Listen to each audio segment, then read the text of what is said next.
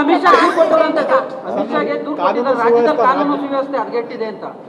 ಕಾನೂನು ಸುವ್ಯವಸ್ಥೆ ಹದಗೆಟ್ಟಿದೆ ಅಂತ ಅಮಿತ್ ಶಾ ದೂರು ಕೊಟ್ಟಿದ್ದಾರೆ ಬಿಜೆಪಿ ನಾಯಕರು.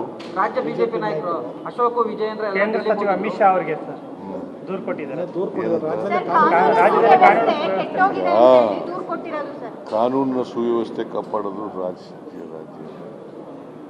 ಕೇಂದ್ರದಲ್ಲಿ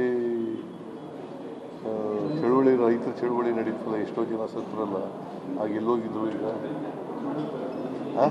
ಮಣಿಪುರದಲ್ಲಿ ನಡೀತಲ್ಲ, ಯಾಕೆ ಕ್ಲಾಸ್ ಆಯ್ತು? ಯಾಕೆ ಮಾಡಲಿಲ್ಲ? BJP ಅವರು ಯಾಕೆ ಅಲ್ಲಿ ಮಾಡಲಿಲ್ಲ? ಇಲ್ಲಿ ಮಣಿಪುರದಲ್ಲಿ ಪ್ರೈಮ್ ಮಿನಿಸ್ಟರ್ ಹೋಗಲೇ ಇಲ್ಲ ಅಲ್ಲಿಗೆ.